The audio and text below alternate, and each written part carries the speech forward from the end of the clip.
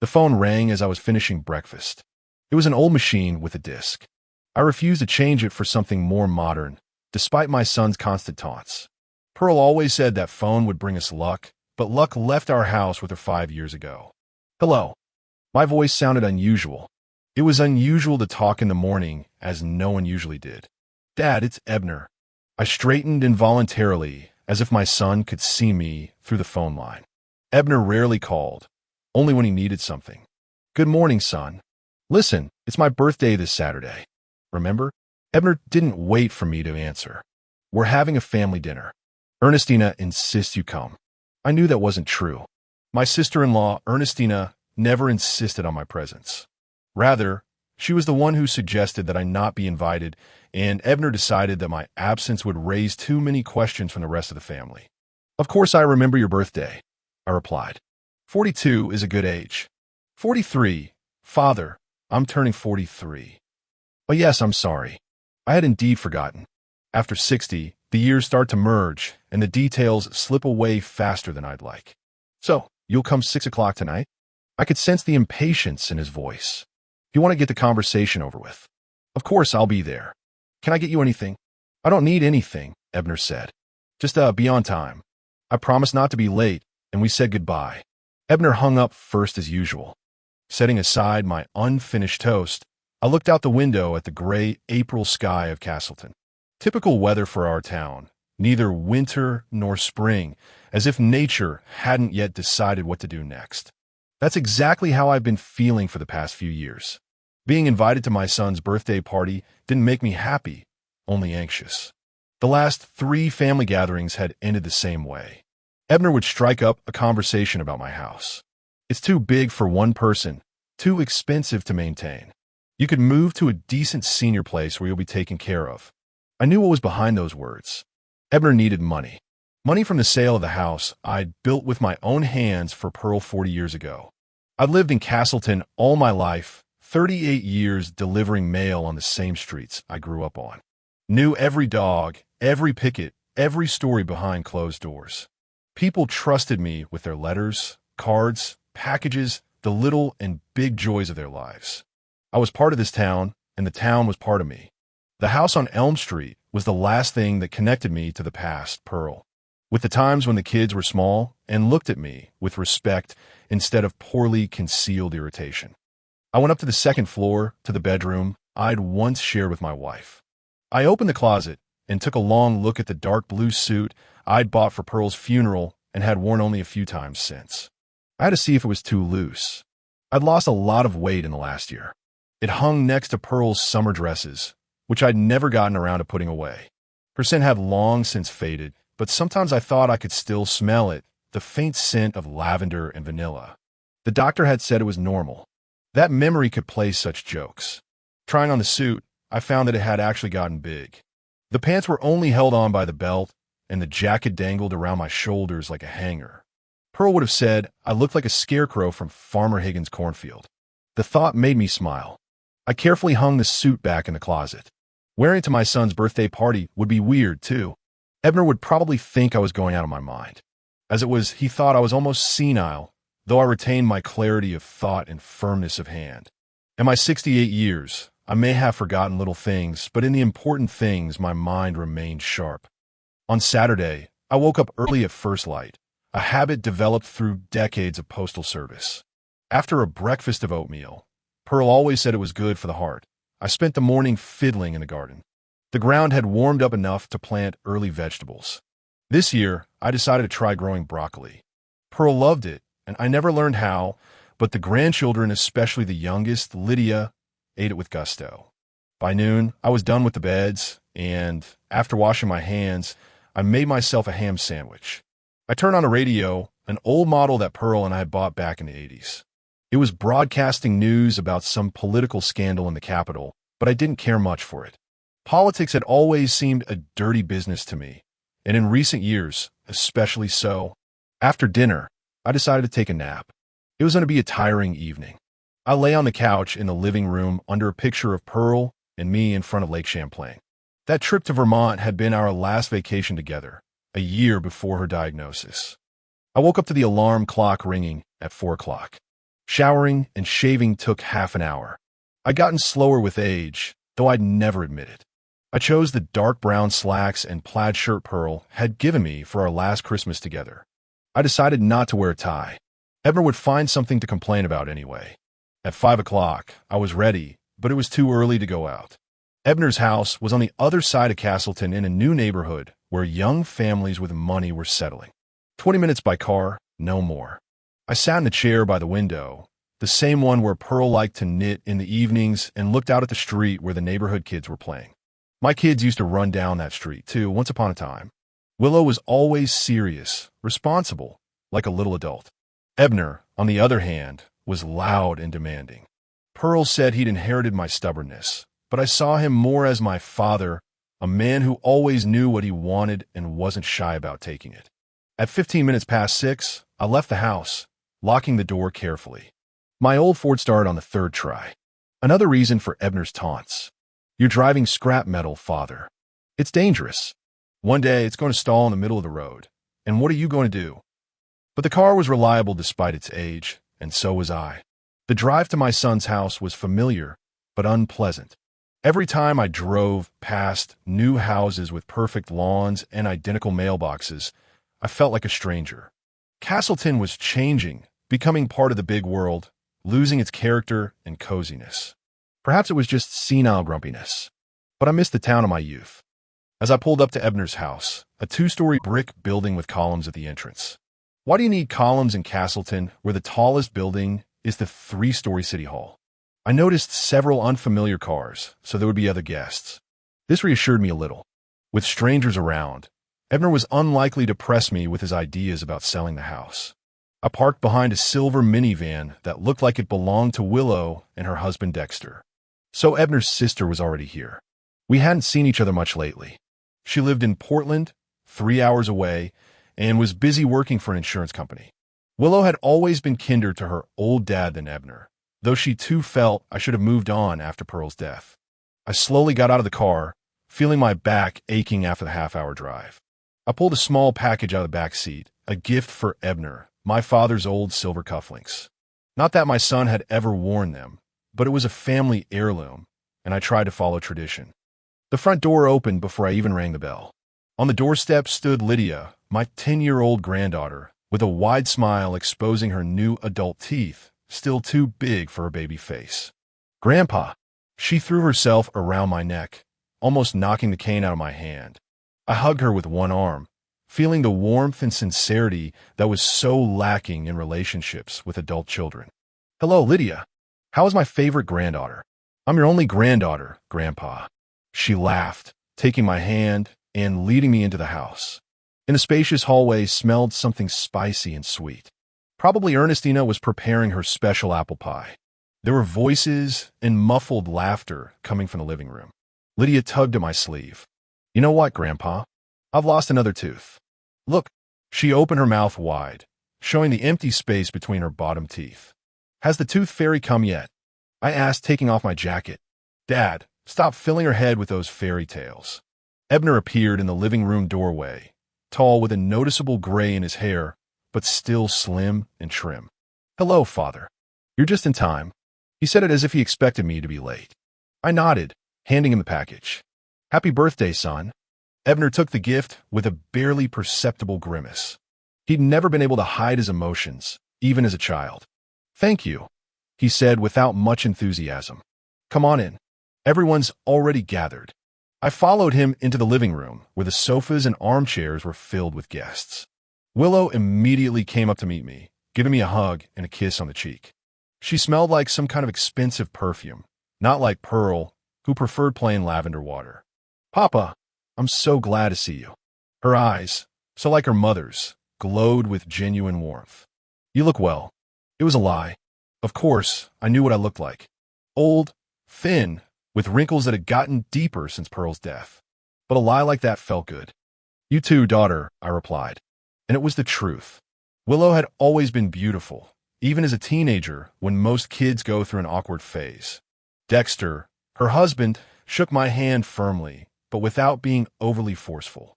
He was a good man, an accountant, quiet and reliable. Pearl approved of him, which was the highest praise. "Hello, Mr. Lamston," he said with a smile. "How are you?" "Not bad for an old man," I said, sitting down in the chair he offered me. I knew the other guests vaguely, a couple of Ebner's business friends, neighbors whose names kept slipping my mind. They nodded politely at me, but made no conversation. I was a stranger at this party, despite my family ties.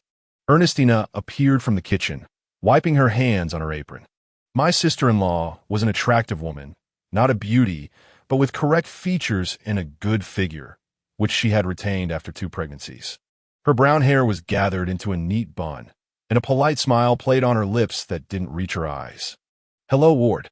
She never called me daddy or father, only by my first name, as if I were just an acquaintance, not her husband's father. "I'm glad you could make it."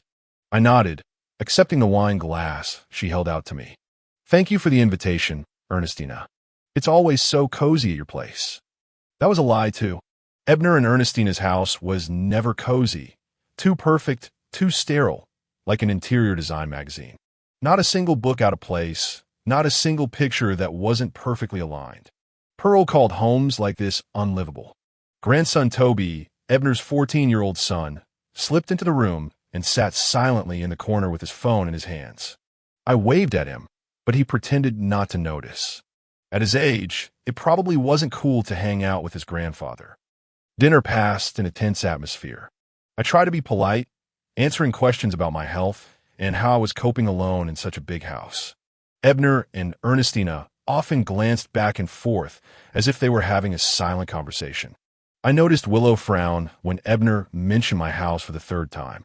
After the main course, a superb roast duck with oranges, Ernestina brought out a cake. 43 candles created a near fire hazard, but Ebner pulled it off, blowing them all out with one mighty exhale. The guests applauded. "Before we cut the cake," Ebner said, standing up with a glass of wine in his hand, "I have some news to tell you. Some of you already know, but for the rest of you, it will be a surprise."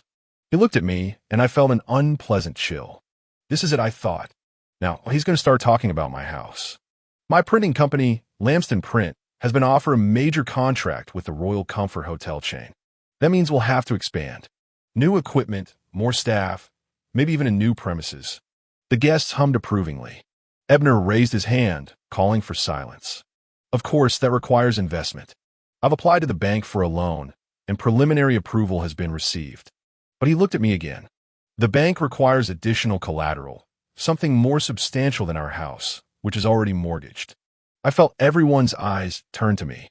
Willow shook her head slightly, a barely perceptible movement, but I could tell she didn't approve of what her brother was about to say.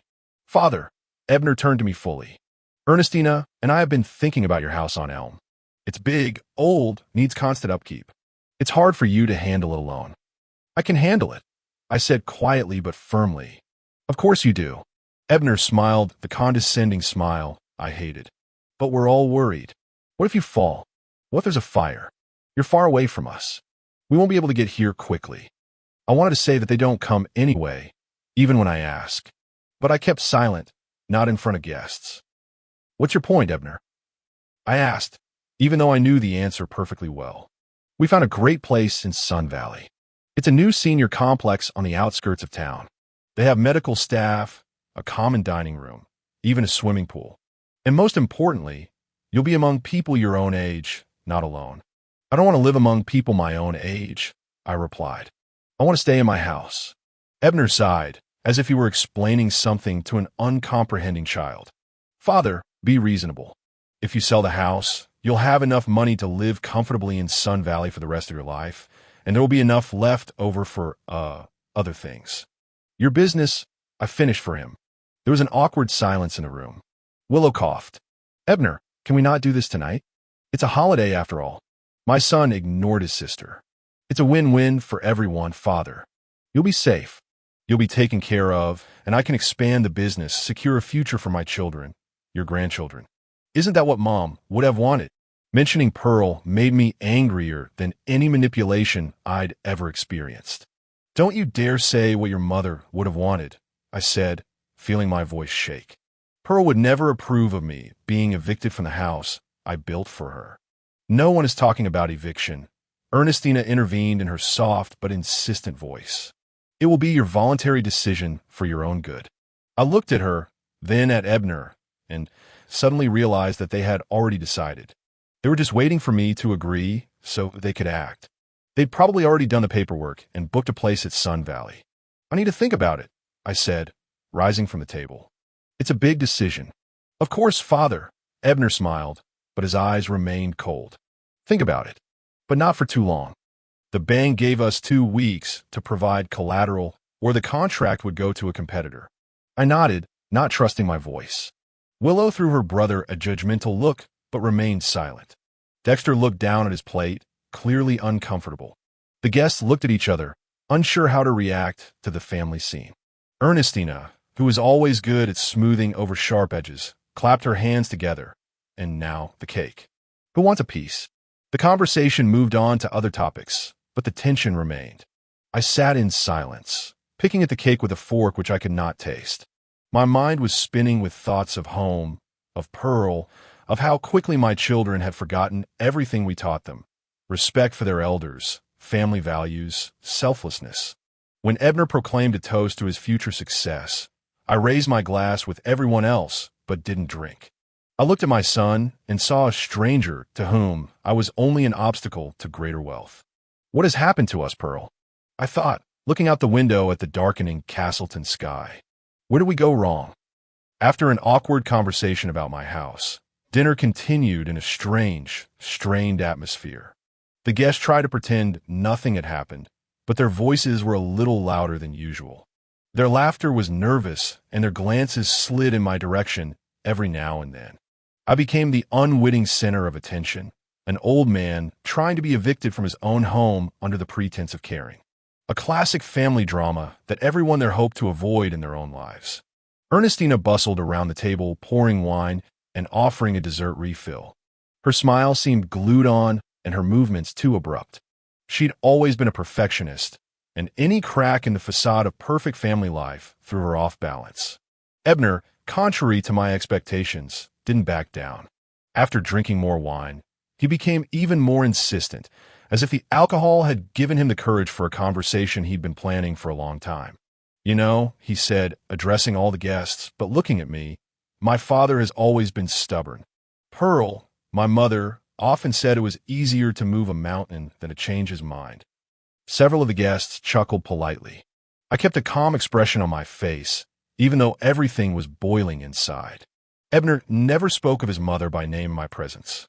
It was his way of distancing himself, of showing that Pearl didn't just belong to me. But now it is no longer stubbornness. But how do I put this softer? Ebner paused as if he were really searching for words, though I had no doubt his speech had been prepared in advance. An unwillingness to recognize reality. Age changes. Ebner, Willow said quietly, but my brother ignored her. 2 weeks ago, he continued, looking at the guests. I stopped by my father's house unannounced. You know what I found? The gas stove was on. No fire, just gas going. And my father was sitting quietly beside it, reading the newspaper, not noticing anything. It was a lie. 2 weeks ago, Ebner did come by, but there was no stove on. I wanted to object, but I knew it would look like an excuse and therefore an admission of guilt. Last month, Ebner raised his voice, sensing that he had my attention. My dad forgot to pay the electric bill. I had to go over there and take care of it. And before that, there was the story of the forgotten keys. I did miss the electric bill, the only time I've missed it in years. But it wasn't because of forgetfulness. It was because I was in the hospital with pneumonia. Ebner didn't mention it. Son, I finally interrupted him, trying to speak calmly. I appreciate your concern, but don't exaggerate. Exaggerate. Ebner threw up his hands. Dad, you don't realize what's going on. That's normal at your age, but we, your family, can see that you're not the same. What am I supposed to be like at 68? I asked, feeling the muscles in my face tense with restrained anger. Ebner smiled indulgently. That's exactly what I'm talking about. You're 69, Dad. You've forgotten your age again. I did turn 69 in February, but I used to think of myself as 68 years old, which is what happens when the days blend into a monotonous sequence. But I realized that to everyone here, it was another sign of my fading. So Ebner turned to the other guests as if I were no longer able to participate in the conversation. Ernestina and I found a great place. Sun Valley is not a nursing home, as some might think. It's an active living complex for seniors. I noticed a few of the guests looked at each other. Everyone knew that active living complex was just a euphemism for a nursing home designed to sound less intimidating. It's got everything you need, Ernestina interjected enthusiastically. Nurses around the clock. Panic buttons in every room. A common dining room with a dietary menu. And the price is right, Willow added quietly. It's not cheap, Ebner nodded. But if we sell my father's house, we'll have enough money for years to come. And we're going to have to sell it someday. So why not now when it might do us some good? Benefit to whom? I asked, looking straight into my son's eyes. There was an awkward pause. Dexter, Willow's husband, coughed and tried to change the subject. That's a great cake, Ernestina. Did you bake it yourself? But Ebner didn't let his wife answer. Good for everyone, father. For you, safety and care. For us, peace of mind for you. And yes, for my business, too. I make no secret of that. But don't you want your children and grandchildren to prosper? I want my children and grandchildren to learn to respect my wishes. I answered quietly, but firmly. This house is not just an asset. We know, Ebner interrupted, rolling his eyes. This is the house you built for Mom. We've heard that story 1,000 times. But Mom's been gone for 5 years, and you're clinging to the past instead of thinking about the future. Mentioning Pearl in that context hurt more than any hint of my failure. I felt my fingertips go numb, a sure sign of rising blood pressure. I needed to calm down. I took a deep breath and exhaled slowly, just like Dr. Hansen had taught me to do. Let's change the subject, Willow suggested, noticing my condition. Today was Ebner's birthday, not a family council. Yeah, you're right. Ebner suddenly smiled as if he'd just remembered the holiday. I propose a toast to the future, to new beginnings and bold decisions. He raised his glass, and everyone followed suit. I also took mine, half filled with red wine, which I almost never drank. Alcohol did not mix well with my medications. To the future, the guests repeated in a discordant chorus and sipped from their glasses.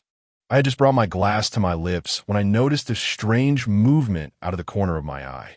Ebner, who sat at my right hand, quickly removed his hand from my glass. It was almost imperceptible. If it hadn't been for my years as a mailman, when I'd learned to notice the smallest details, I would have missed the gesture. I pretended to take a sip, but in fact, the wine didn't even touch my lips. Examining the glass closely, I noticed nothing unusual. No powder on the surface, no change in color.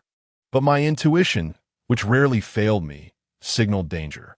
Why would Ebner put something in my glass? Thoughts raced frantically through my mind. Poison me? No. Too drastic even for Ebner. Probably some kind of laxative or diuretic to embarrass me in front of the guests, proving my helplessness once again. See, he can't even control his bowels/bladder. He needs constant care.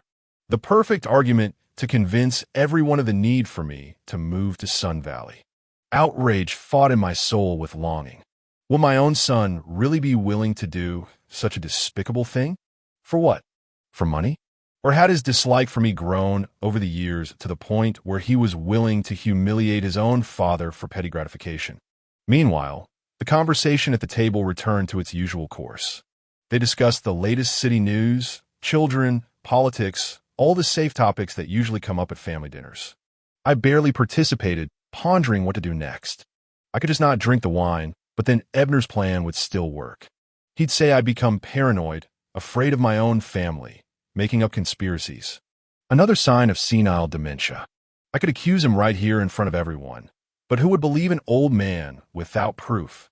Ebner would just laugh and wag his finger at the guests, saying, "See what I was talking about?" And that's when I came up with an idea. Simple, but effective. An eye for an eye, as the Bible says. If Ebner wants someone to be embarrassed today, it shouldn't be his father. I waited until everyone was engrossed in a story one of Ebner's friends was telling. Something about a fishing trip and a giant trout that had fallen off the hook. A common tale that fishermen have been repeating since time immemorial. Everyone looked at the narrator, who was gesticulating vigorously in the center of the table, mimicking the size of the non-existent fish. Taking advantage of everyone's attention to the story, I discreetly switched my glass with that of Ernestina, who was sitting to my left. wasn't difficult. The glasses were close, and I just had to make a quick movement before anyone looked in my direction. My conscience pricked me. Ernestina didn't deserve to be the victim instead of me. But then I remembered all her cold looks. All the times she'd supported Ebner in his efforts to get rid of me. All the time she kept the grandkids from visiting their grandfather, citing my tiredness. She was an accomplice, not an innocent victim.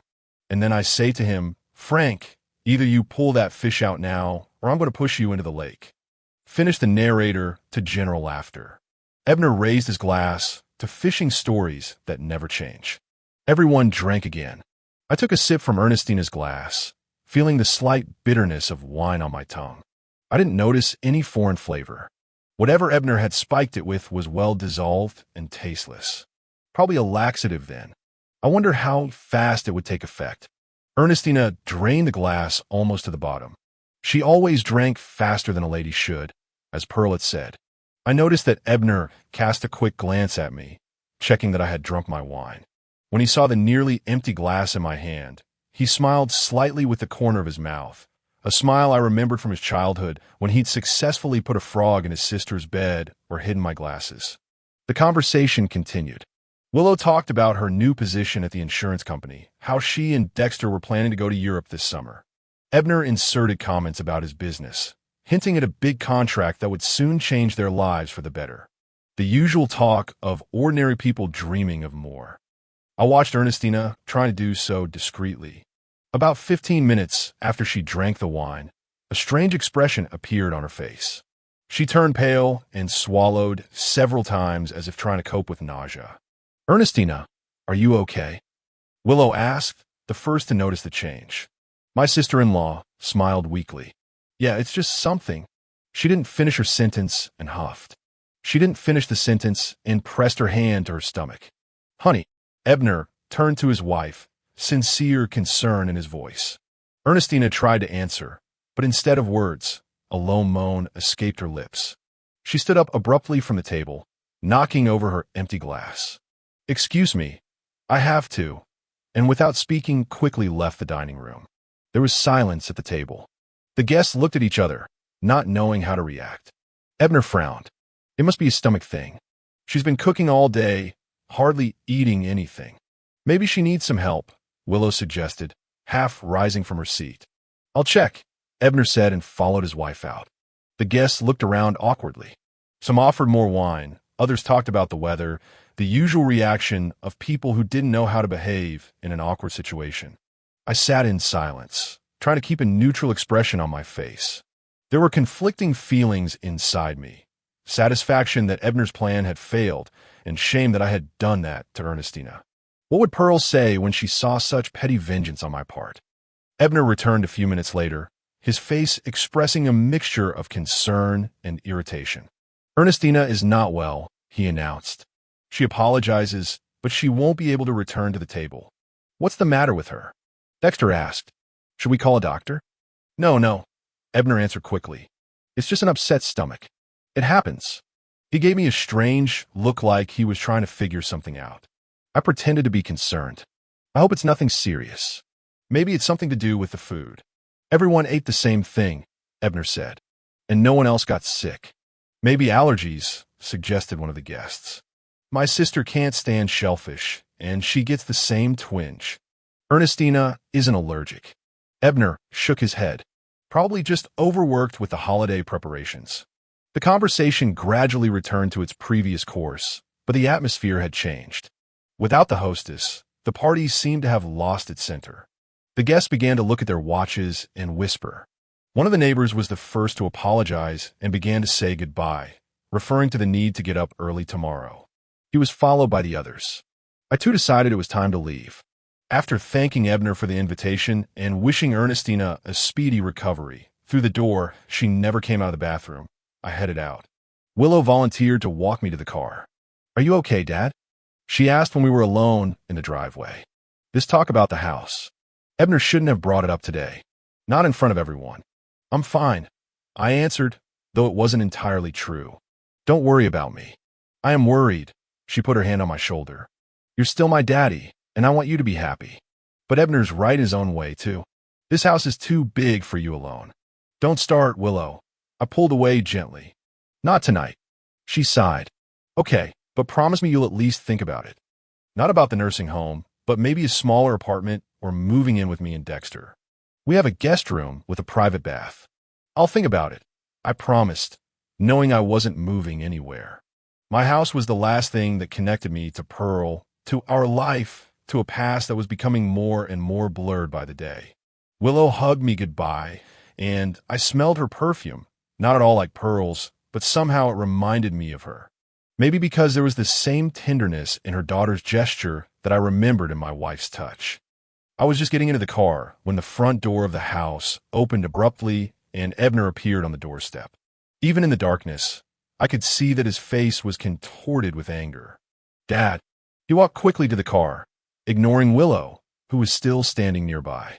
What did you do? What are you talking about, son? I tried to make my voice sound innocent and surprised. Don't pretend. Ebner was almost shouting. Ernestina is very sick. What did you put her on? Willow gasped. Ebner, what are you talking about? Daddy didn't slip her anything. Then why did she lock herself in the bathroom with? He paused, apparently aware of his sister's presence, and continued in a quieter voice, with an upset stomach. What is that but poisoning? Maybe food poisoning, I suggested. Or a virus. Don't you dare make a fool of me. Ebner leaned against the open car window, his face only a few centimeters from mine. I saw you switch glasses. Do you think I'm blind? I stayed calm, even though my heart was pounding like crazy. I don't know what you're talking about, Ebner. What glasses? You know which ones? He said through gritted teeth. Yours and Ernestina's. Somehow you found out and decided to take revenge. But you won't get away with it, old man. Ebner, that's enough. Willow intervened, pulling her brother away from the car. You're drunk and you're talking nonsense. Dad didn't poison anyone. Why would he do that? Ebner looked at me with such hatred that I could almost physically feel the heat of it. But there was something else in that look, too. Confusion. Incomprehension. He knew I'd somehow figured out his plan, but he couldn't figure out how. This isn't over, he said quietly without shouting, which made his words sound even more menacing. You can't cling to the past forever, father. Change is inevitable whether you like it or not. He turned and headed back into the house with a quick stride, leaving Willow at a loss. What was that all about? She asked, walking back to my car. Why is Ebner accusing you of poisoning Ernestina? That's absurd. I shrugged. Your brother always had a flair for the dramatic. He must have had too much to drink. Willow shook her head. No, there's something wrong. I've never seen him so angry. She glared at me. Daddy, are you sure you don't know why he's so angry? I could have told her the truth.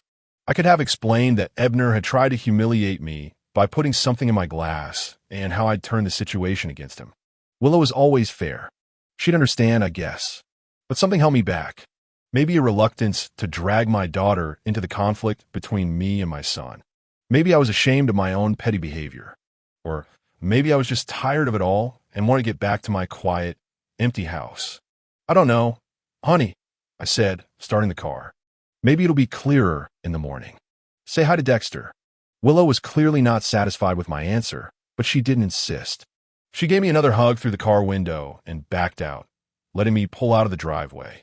In the rearview mirror, I saw her standing with her arms crossed over her chest, watching the car drive away. Farther away, in a lighted doorway, Ebner's silhouette darkened as he watched us. I drove through the night streets of Castleton, feeling a strange mixture of satisfaction and bitterness. What had happened tonight was only a symptom of a much deeper problem. My family had fallen apart, and I didn't know if I could put it back together again. Turning on the radio, I heard an old song that Pearl and I had often listened to when we were young.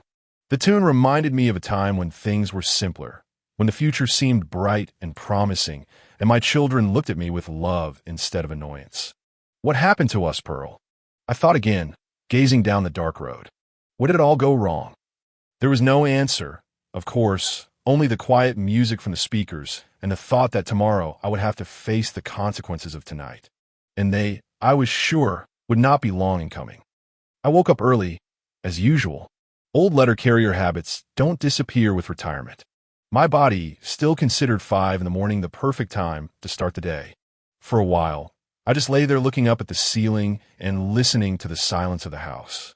Somewhere in the back of the building was the ticking of an old wall clock that Pearl had bought on sale during our first year of marriage. Outside, the birds were chirping softly. The spring was gaining strength in spite of all the hardships of human life. The events of last night came back to me in all their unpleasant details. Ebner's attempt to put something in my glass. My retaliatory maneuver. My son's angry accusations in the driveway. Willow's confused face. None of this boded well. I rose slowly, feeling my joints aching. Age was taking its toll, though I'd fought it diligently, doing the set of exercises Dr. Hansen recommended every morning, stretching, a few light squats, back exercises, nothing complicated, but enough to keep my body in working order. Breakfast was modest, oatmeal with dried fruit and a cup of strong tea. Pearl had always insisted on a full breakfast of bacon and eggs, but since her death, I'd gradually switched to simpler food. I didn't see the point in cooking something complicated just for myself. I was just finishing the dishes when a phone rang. The hands on the clock read 7:30. Too early for a normal call. I knew immediately who it was. "Hello," I said, wiping my hand with a kitchen towel. "Are you happy with yourself?" Ebner's voice sounded hoarse, like he'd been up all night. "Good morning, son," I said calmly. "To what do I owe this early call?" "Don't pretend you don't understand." I could hear the fury in his voice. Ernestina spent the whole night in the bathtub. She's still turning inside out. I took her to the hospital at 3 o'clock in the morning. I felt a pang of guilt. I didn't expect it to be this serious. What was Ebner going to slip me if I reacted so strongly? "I'm sorry to hear that," I said sincerely. "What did the doctors say?" "Acute stomach upset of unknown etiology," Ebner hissed. "But you and I know what it is, don't we? What did you put in her wine?" "I didn't put anything in her wine," I said firmly. "And I think you know that very well." There was a heavy pause on the line. I could almost hear Ebner gritting his teeth, trying to decide whether to persist or admit the truth. "You switched glasses," he finally said, quieter, without the aggression of before. I saw it. Suppose so. I didn't deny it. But what was in Ernestina's glass was meant for me, and we both know who put it there. There was silence again, longer this time. When Ebner spoke, his voice sounded tired and detached. "It was a harmless laxative, just to embarrass you a little in front of the guests and make you realize you can't live alone. No harm to your health." Harmless.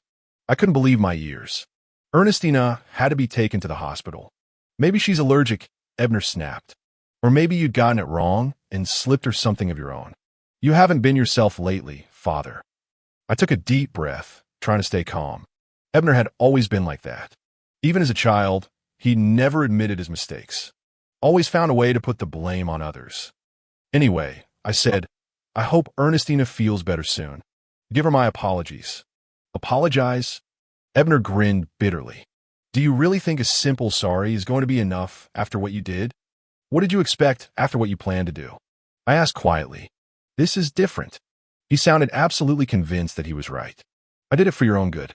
You're a stubborn old man who can't see the obvious. You need help. You can't live alone. And the best way to convince me of that is to put laxatives in my glass." I shook my head, even though Ebner couldn't see it. "Son, I'm disappointed. Don't you dare call me that." He suddenly exploded. "Don't you dare pretend to be a caring father. Where was your concern when I really needed it? When Ernestina and I were trying to buy a house, and the bank refused us a loan because of my credit history. When my printing company was on the verge of bankruptcy the first year, when Toby needed surgery and our insurance didn't cover all the costs, I was silent, stunned by this sudden flood of accusations. Some of it was fair. I wasn't always there when I was needed. Being a mailman was time-consuming, and I often missed important moments in the children's lives. But the other part was a clear exaggeration. I helped Ebner with a down payment on a house, acted as a guarantor on his mortgage despite his bad credit history. I'd given money for Toby's medical treatment, even though Ebner later insisted it was a loan and returned the entire amount, refusing to accept the help. "I've always tried to help you, son," I finally said. "But you always wanted more." "That's enough." Ebner cut me off. "I didn't call to get into a fight. I just wanted you to know this isn't over. What you did to Ernestina, I won't forget it." And he hung up without waiting for me to answer. I slowly put the phone back on the receiver, feeling my hands shaking. Anger, resentment, disappointment, all mixed up in my soul. But strongest of all was the bitterness of realizing how deep the gulf between me and my son was. Once I held him in my arms, taught him to ride a bike, helped him with his homework. Now he looked at me as an obstacle, as a problem to be solved. To distract myself from the heavy thoughts, I decided to check my email. This had always been a challenge for me. Computers came into my life too late when the habit of paper letters and face-to-face communication was already deeply ingrained. But Pearl insisted that I learn to use email. Otherwise, you'll fall behind in life, Ward, she used to say. The old computer stood in the small room that Pearl and I called a study. It had once been a nursery, and then, as the children grew up and moved away, we had converted it into a place to store important documents, photo albums, and other family heirlooms. The computer booted up slowly with a distinctive hum that reminded me of the old mail machines in the office. When the desktop finally appeared, I launched the browser and entered my email address. The login and password were stored in a small notepad next to the monitor. I couldn't remember them no matter how hard I tried. The mailbox was full. The last time I checked it was months ago, and since then I'd accumulated a lot of mail, mostly advertisements and newsletters I'd once subscribed to and didn't know how to unsubscribe. But among them were some important messages from the bank, from the insurance company, from the municipality. I began to go through them methodically, deleting the unnecessary ones and keeping the important ones. Suddenly, I caught a familiar name. First National Bank of Castleton, the same bank where I had an account and where I recalled I had guaranteed Ebner and Ernestina's mortgage 3 years ago. It was shortly after Pearl's death. Ebner and his family were living in a small apartment on the outskirts of town at the time, and an opportunity came up to buy a house in a new neighborhood. Because of a failed business project when he was younger, Ebner had a bad credit history, and the bank refused to give him a mortgage without a guarantor. I agreed to help. It seemed like the right thing to do, a way to support my son during a difficult time. Pearl would approve. I opened the letter from the bank. It was dated last month and contained a quarterly report on the status of the mortgage loan on which I was guarantor. Everything looked fine. Ebner and Ernestina were making regular payments. There were no late payments or other problems. But there was a strange line at the end of the report. Mention of an additional loan tied to the same collateralized property. The loan was arranged a month ago. The amount was significant, clearly more than needed for household needs, and most surprisingly, I was also the guarantor on the loan. I frowned, tried to remember if I'd signed any documents lately. There hadn't been any. Ebner had mentioned the business expansion and the need for collateral at dinner last night, but there had been no mention of the loan being finalized, and I certainly hadn't agreed to be a guarantor. Alarmed, I started looking for other letters from the bank. There were several of them, and they formed an interesting picture. Turns out the bank had been sending me notices about every payment on Ebner's mortgage. Most of them I just hadn't seen since I rarely checked my mail. But they all indicated that my son had been paying faithfully, at least for the last 6 months, which covered the letters I found. And then about a month ago, there were messages about a new loan. One of them contained scanned copies of documents, and I opened them, feeling anxiety growing. What I saw made me freeze in front of the monitor. The documents bore my signature, or rather something that was supposed to represent it, but I had never signed those papers. What's more, the handwriting didn't even look like mine. It was a crude forgery that anyone who knew my real signature would have easily recognized. Ebner had forged my signature. My own son committed forgery to get a loan to grow his business. He had used me without asking permission, without saying a word, simply appropriating my name and my responsibility. I felt nausea come up to my throat. This was betrayal in its purest form. It was one thing to want me to sell the house and move into a nursing home, but it was quite another to forge my signature on financial documents. It was no longer just disrespectful. It was a crime. Thoughts raced feverishly through my head. What to do? Call the bank, call the police, confront Ebner directly? Each option had its own consequences, and none seemed entirely correct. If I contacted the bank or the police, Ebner could face criminal prosecution. Despite everything that had happened, he was still my son, and the thought of him going to jail because of my statement was unbearable. Pearl would never approve. On the other hand, if I just ignored what had happened, it would mean acquiescing to Ebner's actions. And what if he can't make the loan payments? Then I'd be liable as guarantor. I could lose my house, my savings, everything I had left. I decided to print out the documents so I could have physical proof of the forgery. The old printer took a long time to warm up, making worrying and clicking noises before producing the first page. When all the documents were printed, I folded them into an envelope and put them away in the desk drawer where I kept important papers. Then I dialed the bank's number. The phone was answered by a friendly girl who, after listening to my question, connected me to the mortgage lending department. "What can I do for you?" The male voice on the other end of the line asked. "My name is Ward Lamston," I began. "I would like information about a loan where I am a guarantor." "The loan was taken out by my son, Ebner Lamston." "One moment, Mr. Lamston." I could hear the computer keys clacking. "Yes, I can see that your son has 2 loans with you as guarantor. A mortgage on a house at 15 Maple Street and a business loan from last month. Which one are you interested in?" "I'd like to know the details of the second loan," I said. "The business loan. When exactly was it made? And what documents did I sign?" "The loan was approved and dispersed on March 23rd, the clerk replied. "As for the documents, we have a standard guarantee agreement with your signature as well as an agreement to check your credit history. Everything is in order." "See, that's the thing. I didn't sign any documents," I said, feeling my heart start to beat faster. "I didn't agree to be a guarantor on this loan." There was a pause on the line. "Mr. Lamston, are you saying that your signature on the documents is forged?" There was a note of concern in the clerk's voice. "That's exactly what I'm saying," I confirmed. "In that case," he said slowly, "you must come to the bank in person with identification and make an official statement. This is a serious accusation that will require investigation. The police may be involved." "I understand," I said. "When can I come?" "The bank is open until 6 o'clock in the evening, but for such matters, it's better to come in the morning when the management of the department is in place. Say, tomorrow at 10 o'clock. I agreed and hung up, feeling strangely empty. The decision had been made. There was no turning back. Tomorrow, I would go to the bank and formally report the forgery of my signature. That would set in motion a process that could have the most serious consequences for Ebner. But something inside me changed after the call to the bank. Bitterness and resentment gave way to cold determination. Ebner had crossed the line. He hadn't just tried to manipulate me or humiliate me. He'd committed a crime that could cost me everything I had. And he'd done it without hesitation, without regret, simply arrogating to himself the right to decide for me. I remembered his words on the phone this morning. This isn't over. He was threatening me, his father, because his plan to humiliate me had failed. What would his actions be next? Another loan on my behalf? An attempt to declare me incompetent to gain control of my finances? Forced placement in a nursing home? No, I couldn't let this continue. It was time to put a stop to it, even if it meant conflict with my own son. Some lessons are only learned through pain, and it looked like Ebner was about to learn one of them. I went back into the study and sat down at the computer again. This time, I opened the word processor and started typing slowly with 2 fingers, just like Pearl had taught me.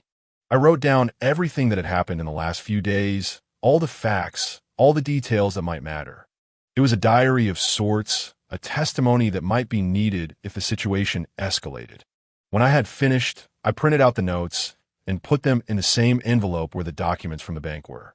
Then, I pulled my checkbook and bank statement for the past year out of my desk drawer.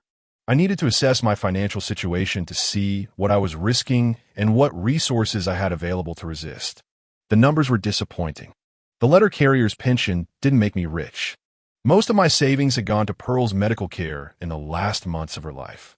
I was left with a house fully paid off, debt-free, but in need of constant maintenance and repairs, and a small amount in my bank account, enough to live modestly as a retiree, but clearly not enough to cover a large loan if Ebner stopped making payments. I closed my eyes, feeling fatigue pile up on my shoulders. It was all too difficult, too painful. At my age, I would have liked to spend my days in the garden, playing with my grandchildren, remembering the life I'd lived with warmth and gratitude. Instead, I found myself caught up in financial fraud and family betrayals. "What would you do in my shoes, Pearl?" I mentally asked, looking at the picture of my wife on the table. She was smiling in the picture, holding a bouquet of wildflowers I had picked for her on our 30th anniversary. Her eyes seemed to look straight into my soul, seeing all the doubts and fears. I knew the answer. Pearl had always been fair, but merciful. She wouldn't let Ebner continue down the path of deceit and manipulation, not out of revenge, but because it would destroy himself. Sometimes love meant firmness, not indulgence. The decision is finally taking shape in my mind. Tomorrow, I'll go to the bank and report the forgery of the signature. I'll withdraw my guarantee on both my mortgage and my business loan. Let Ebner face the consequences of his actions. Maybe this will be a lesson to him that will make him rethink his attitude toward life, money, and family. It's going to hurt for me and for him. But sometimes pain is necessary for healing. As Pearl said, quoting her mother, "The boil needs to be opened so it can heal." I put all the papers away, shut down the computer, and walked out of the study. The house seemed too big and empty, filled with ghosts of the past. But it was my home, my fortress, my last refuge, and I wasn't going to give it up without a fight. The sense of humiliation and betrayal I'd felt when I'd learned about the signature forgery had gradually transformed into cold determination. Ebner had to realize that every action had consequences. And if he thought I was a weak old man who could be manipulated and deceived, he was in for a nasty surprise. The morning was clear and cool, perfect weather for important decisions. I got up early as usual, but instead of my usual routine, I carefully prepared for my trip to the bank. I picked out my best suit, the dark blue one I'd worn at Pearl's funeral. It still hung a little loose, but today it was just as well. I wanted to look serious and presentable. I shaved extra carefully, even spritzed on some cologne, the Old Spice that Pearl used to give me every Christmas. The smell triggered a flood of memories. Our holidays when the kids were small, when the family was still a unit. It all seemed so far away now, as if from another life. I put the documents in an old leather briefcase, checked to make sure I had my ID and bank cards. Everything was ready. One last look in the mirror showed a tired older man with a determined expression. "You got this, Ward," I said to my reflection and walked out of the house. The First National Castleton Bank was located in the center of town in an old stone building with columns. I often passed by it while delivering mail, but I rarely went inside. I preferred to withdraw money from the ATM and paid most bills at the post office, the old-fashioned way. Inside, things had changed since the last time I'd been here. Fewer tellers, more computers. Young men in suits sat behind glass partitions talking to customers. Brightly colored posters advertised loans, deposits, investment opportunities. Everything looked modern and a little foreign to a person of my generation. Waiting for me in the office was a middle-aged man in an austere suit. He introduced himself as Morton Higgs, head of the mortgage lending department. Sitting next to him was a woman he introduced as Alice Farrow from the legal department. "Mr. Lamston," Higgs began after we had exchanged handshakes and I had sat down across from them. "Yesterday you informed our employee that your signature on loan documents may have been forged. This is a very serious allegation, and we would like to discuss in detail." I nodded and took the printed documents out of my briefcase. "I never signed these papers," I said, pointing to the signature on the guarantee agreement. "That's not my handwriting. I didn't even know this loan existed until yesterday, when I checked my email and saw the notices from the bank." Farrow took the documents and scrutinized the signature. "Do you have any documents with your real signature with you for comparison?" she asked. I pulled out my passport and driver's license, as well as some checks I had signed recently. Farrow spent a long time comparing the signatures, occasionally glancing at me over her glasses. "Indeed, the signatures are noticeably different," she said at last. "Mr. Lamston, are you prepared to make an official statement about the forgery and perhaps to give a statement to the police?" "Yes," I answered firmly. "I'm sure of what I'm saying." "Can you suggest who might have forged your signature?" Higgs asked, though I could see in his eyes that he already knew the answer. "My son, Ebner Lamston," I said, feeling the bitterness rise to my throat. "He's the only one who had motive and opportunity. The loan is on his business from his application." Higgs nodded, as if that confirmed his hunch. "Mr. Lamston, let me explain what happens next. We will suspend the loan and begin an internal investigation. If the forgery is confirmed, we will be forced to contact law enforcement. Forging a signature on financial documents is a felony." I took a deep breath. Despite the determination with which I'd come here, the thought of Ebner facing criminal prosecution was heavy. "I understand," I said, "but there's something else." Higgs raised his eyebrows. Yeah, I also want to withdraw my guarantee on the mortgage loan, I continued. The one that was taken out 3 years ago when my son bought the house. That's more complicated, Higgs frowned. Unlike the business loan, your signature is real, I assume. Yes, I confirmed. But then I agreed to be a guarantor under certain conditions.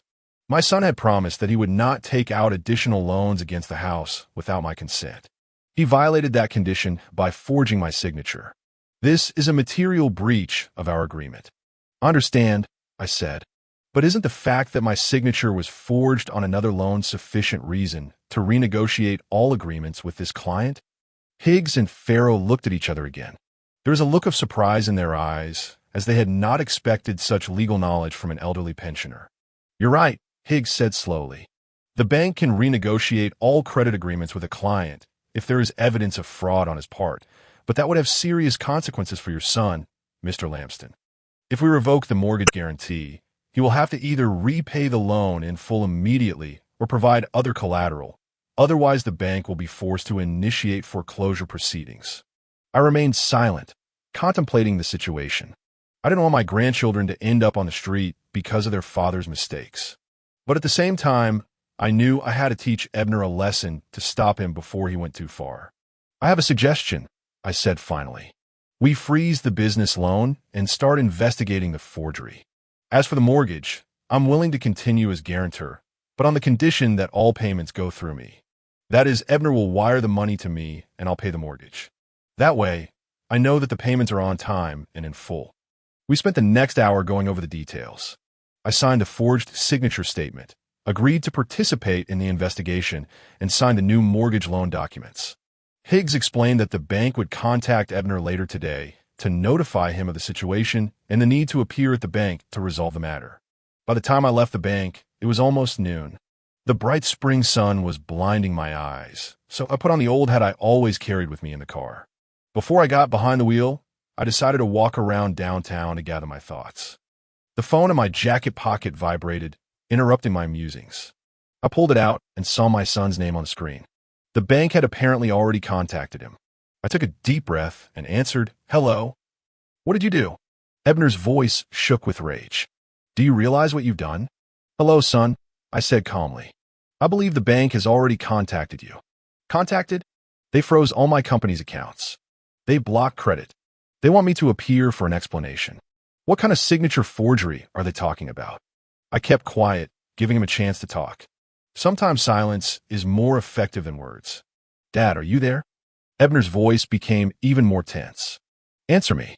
"I'm here," I said, "and I understand perfectly well. You forged my signature to get the loan. I discovered it and reported it to the bank. It's all very clear." "Look," he finally said more calmly. "I admit I was wrong about the signature. It was stupid. But can't you see that this contract is the chance of a lifetime? If I miss it, I'll never get another opportunity like this again. I can multiply the turnover of the print shop, hire new people, go to another level. And for this you were willing to frame your own father?" I asked, "What if you couldn't pay the loan? The bank would have come after me, and I could have lost everything. My house, my savings, everything I had left." "I wouldn't have let that happen," Ebner said confidently. Everything had been calculated. The contract guaranteed a steady stream of payments that would more than cover all the loans. "You've always been sure of your plans," I said. "Ever since high school. Remember when you wanted to open a comic book store, then the internet cafe, then the travel agency? All those projects ended the same way. You lost interest and money, and your mom and I had to help you out. Let's meet and talk like adults. I'm on my way to your place now. I'll be there in 20 minutes. Ebner arrived exactly 20 minutes after the call. His face was red with anger, his hair disheveled, his tie askew. He looked like he'd run out of the office in a panic, not taking care of his usually impeccable appearance. "Come in," I said, stepping aside. "I made tea." "Tea?" He grinned bitterly as I walked in with a tray. "Really? You ruined my life, and now you're offering tea?" "I didn't ruin your life, Ebner," I said, setting the tray on the coffee table.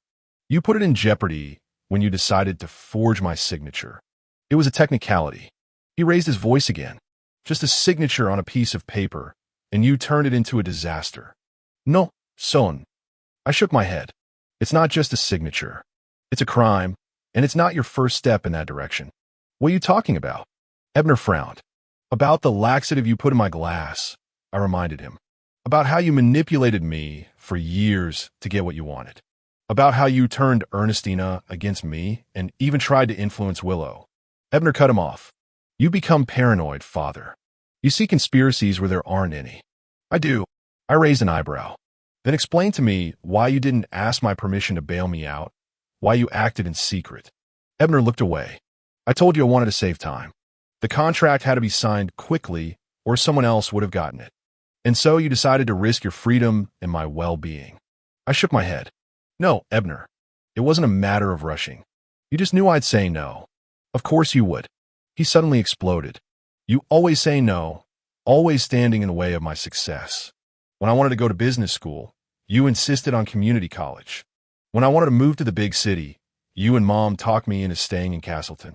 All my life, you clipped my wings, and now you wonder why I didn't come to you with my hand out once again. I was stunned by this flood of accusations. There was some truth to what Ebner had said. Pearl and I had indeed advised him not to rush into business school until he had decided on a direction. And we had expressed concern about his plans to move to a metropolitan area with no concrete prospects. But we did it out of love, out of a desire to keep him from making mistakes, not out of a desire to clip his wings. Mom and I always wanted the best for you, I said quietly. We supported all your endeavors when we saw that you were serious. Remember who gave you the money for your first printing equipment? Who helped with the down payment on the house? And you've been reminding me about it ever since, Ebner muttered. Every time something goes wrong, you remember how much you've done for me. What happens now? He finally asked. With the loan, with the business, with the house. That's up to you, I replied. I offered the bank a compromise. They're willing to keep the mortgage on the condition that all payments go through me. That is, you will transfer the money to me, and I will pay the mortgage. Like a child who can't be trusted with money, Ebner grinned bitterly. Like a man who's abused his trust, I corrected him. As for the business loan, the bank has launched an investigation.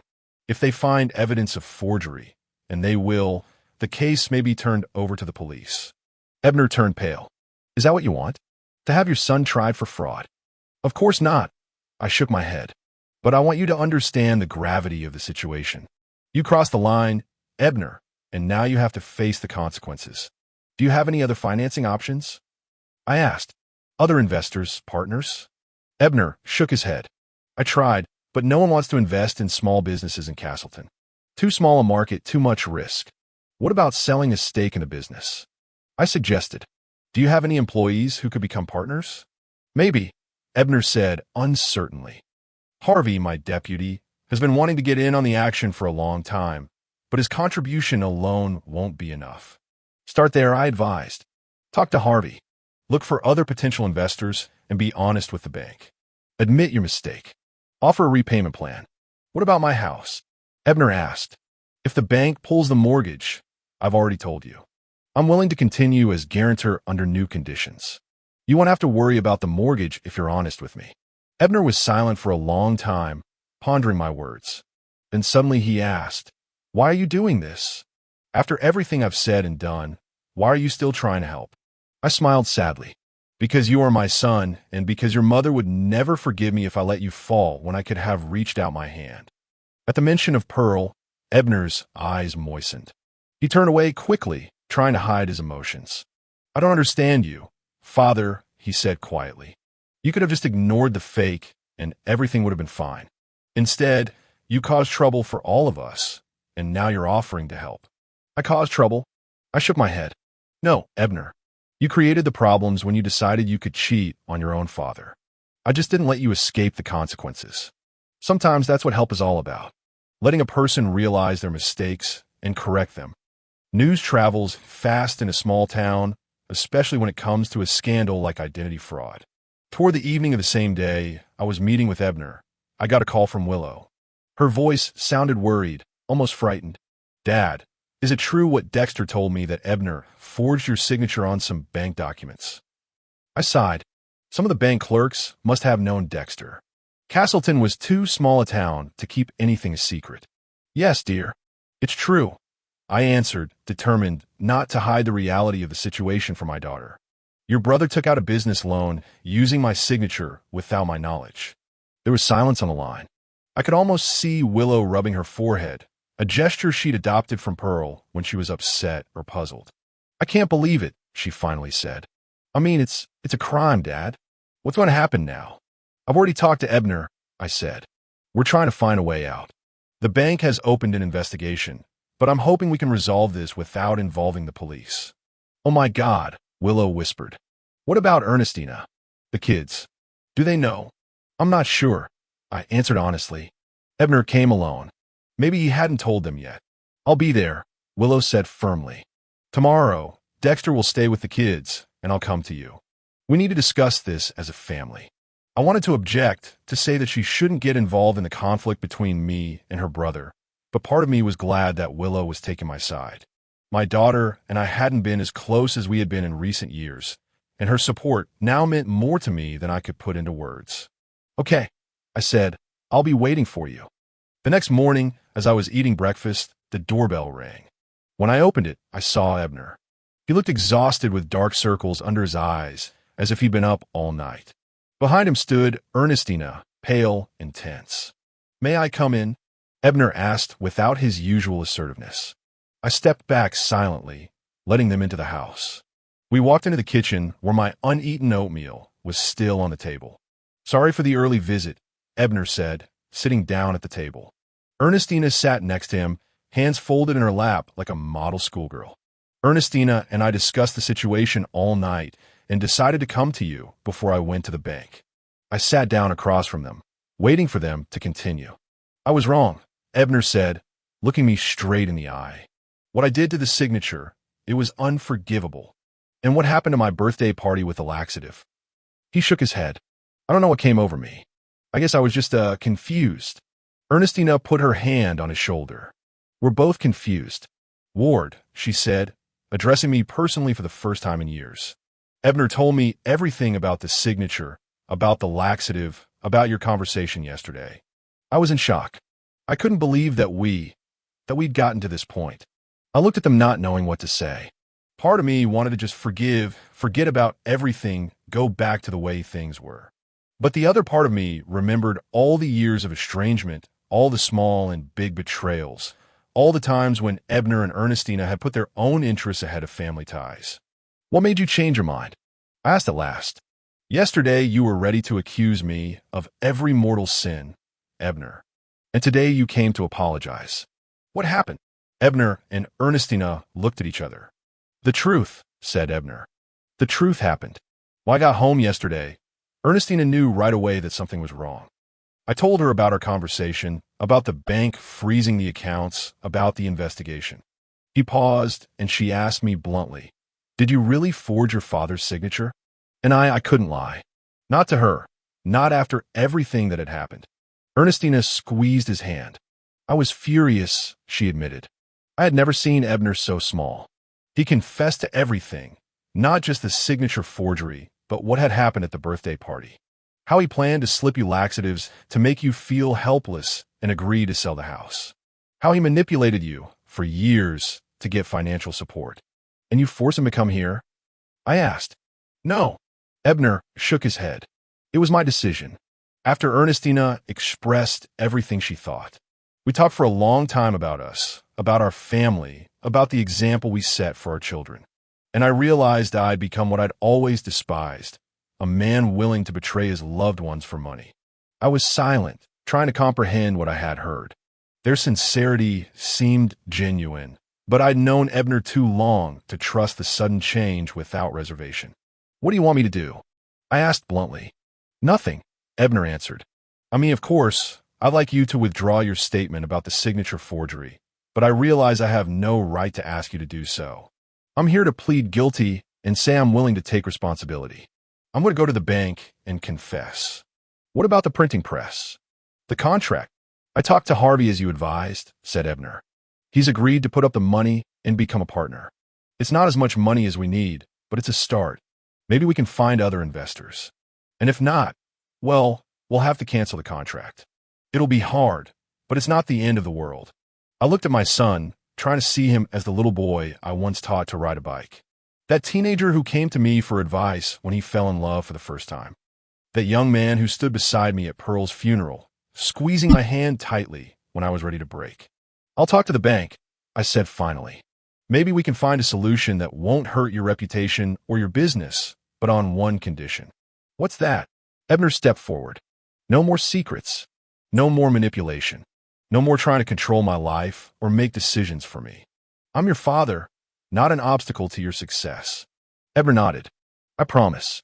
And I'll do anything to earn back your trust, even if it takes years. At that moment, the doorbell rang. I apologized and went to open it. Willow stood on the doorstep with a determined look on her face. Daddy, she hugged me. How are you? Then looking behind me, she saw Ebner and Ernestina in the kitchen. Oh, you're already here. Willow. Ebner looked surprised. What are you doing here? Same thing you are, I guess, she replied, walking into the house, trying to make sense of this mess. We all sat at the kitchen table for the next hour, discussing the situation. Willow was tougher than I'd expected.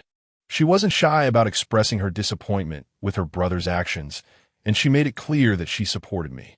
You should have thought about the consequences, she said, looking at Ebner. What if Dad hadn't discovered the forgery? What if you hadn't been able to pay the loan? The bank would have foreclosed on his house, the only thing he had left of his mom. I know, Ebner replied quietly. I didn't think about the consequences. Or rather, I only thought about the benefits, not the risks. And it wouldn't be the first time, Willow added. You've always been like this, always thinking that the world should fit you, not the other way around. Remember when you borrowed my car without asking and wrecked it? Or how you convinced your mom you needed money for your school books and bought concert tickets yourself? Ebner lowered his eyes. I remember, and I'm ashamed of it. Shame is a good thing, Willow said. Shame means you realize what you've done, but understanding isn't enough. It takes action to make things right. Ernestina, who had been silent for most of the conversation, suddenly spoke. We have a plan, she said. Ebner and I discussed it yesterday. First, he'll confess to the bank that he forged the signature and offered to repay the loan in installments. Second, we'll sell the second car to raise the down payment. Third, like Ebner said, he'll offer a stake in Harvey's business and maybe other investors. And what about Ward's house? Willow asked. Do you still want to sell it? Ernestina shook her head. No, we were wrong to try to pressure him. This house is his, and only he decides what to do with it. I listened to them, feeling strangely relieved. For the first time in a long time, we were having a truly honest conversation without ulterior motives or innuendo. Even if Ebner and Ernestina weren't completely sincere, the very fact that we were discussing problems openly was already progress. I think we all need to make some changes, I said as the discussion began to die down.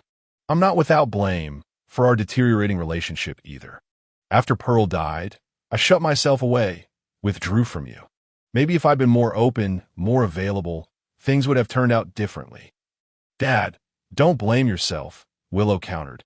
You had a right to grieve the way you needed to. Yes, I agreed. But 5 years is too long to live in the past. Pearl would want me to move on, to be a part of your lives, a part of your grandchildren's lives. I paused, gathering my thoughts. I have a proposal, a compromise, if you will. All three of them looked at me with interest.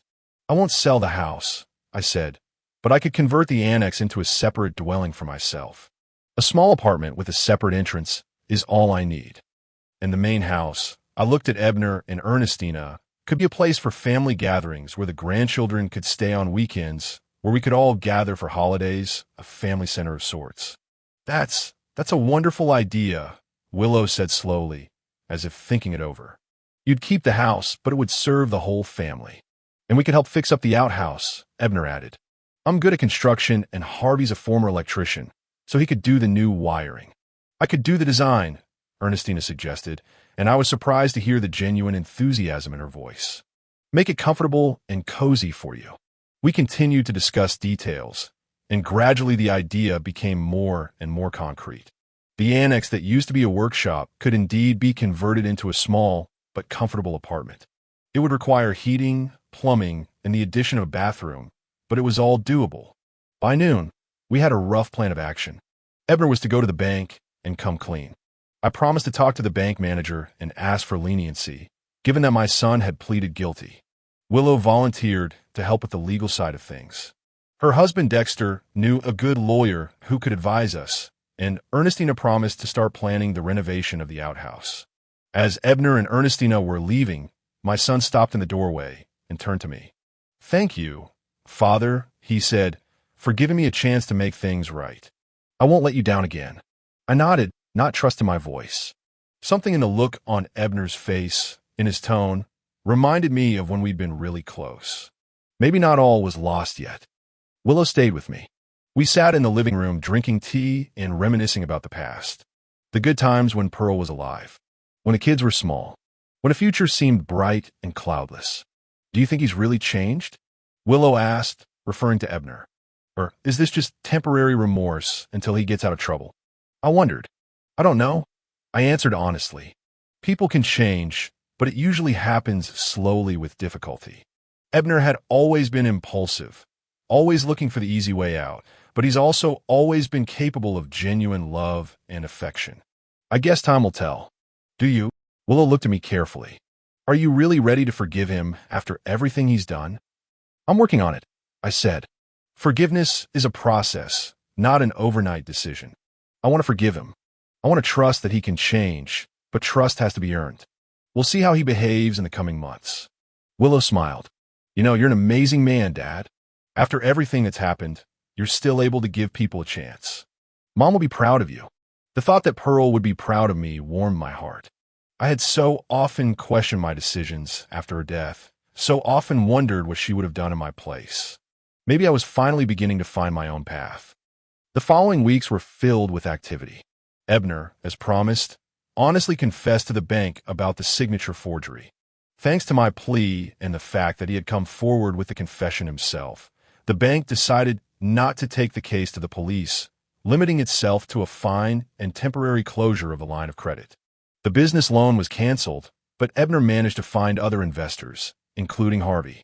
And although the amount was less than he had originally planned, it was enough to fulfill the minimum requirements of the contract.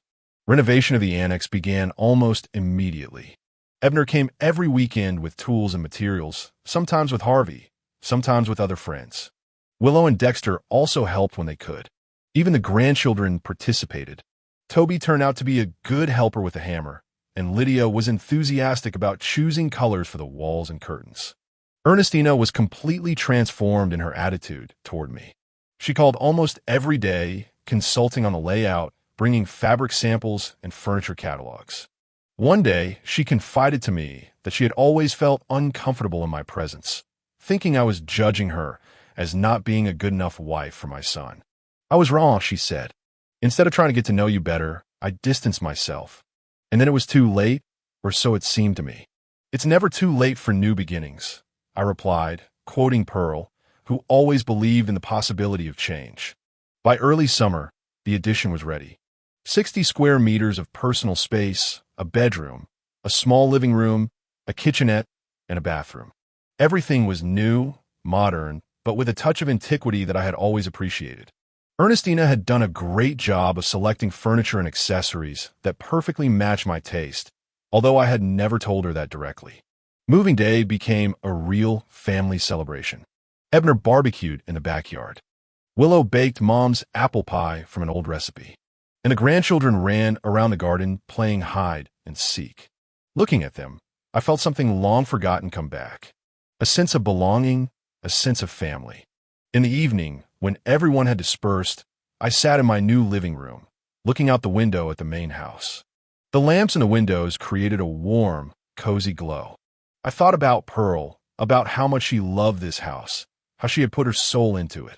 She would approve of my decision, I was sure. The house continued to serve the family, though not in the way we had originally planned. I pulled an old silver watch out of my pocket, a gift from Pearl for our 20th anniversary. It had long since gone, but I carried it around with me as a talisman, a reminder of a time that couldn't be brought back, but could be treasured. Maybe it was time to put them in for repair, to get them going again. Maybe it's time to move forward, not forgetting the past, but not living it either. By defending my dignity, by resisting Ebner's manipulations, I not only regained my self-respect, but oddly enough, I'd earned the respect of my family. Not ostentatious deference out of fear or self-interest, but real respect based on understanding and acceptance. A new chapter of my life was just beginning, and though I knew there were still many challenges ahead, that my relationship with Ebner was still fragile and needed work, I looked forward to the future with hope. For the first time in a long time, I didn't feel like a lonely old man clinging to the past, but part of something bigger, a family that had found its way back to each other despite all the challenges. In the small annex that was now my home, I could live independently, keeping my habits and rituals intact. And in the big house, the grandchildren could stay overnight, visit on weekends, filling the old walls with new laughter and new memories. It was a compromise that worked for all of us, preserving the past while creating space for the future. I put the kettle on and pulled out a box of photos I'd moved from the main house. Old snapshots yellowed by time, capturing moments that would otherwise be lost. Pearl, young and smiling with little Willow in her arms. Ebner on his first bike, proud and a little scared. A family picnic by the lake where we all laugh at some long-forgotten joke. These memories were a treasure that no one could take away from me. But now I realized they were meant to be a foundation, not a prison. A foundation for new relationships, new traditions, a new life. The kettle whistled, bringing me back to the present. I made tea, not in a single cup as I usually did, but in the small teapot Ernestina had given me as a housewarming gift. In case you have guests, she said with a smile. And I realized that now there really could be guests, children, grandchildren, maybe even new friends. Life went on, opening up new possibilities, new horizons. I sat down in the chair by the window, the same one in which Pearl liked to knit in the evenings, and raised my cup in a quiet toast. Here's to new beginnings, Pearl, I thought. Here's to the family we've made. Here's to the future that's just beginning.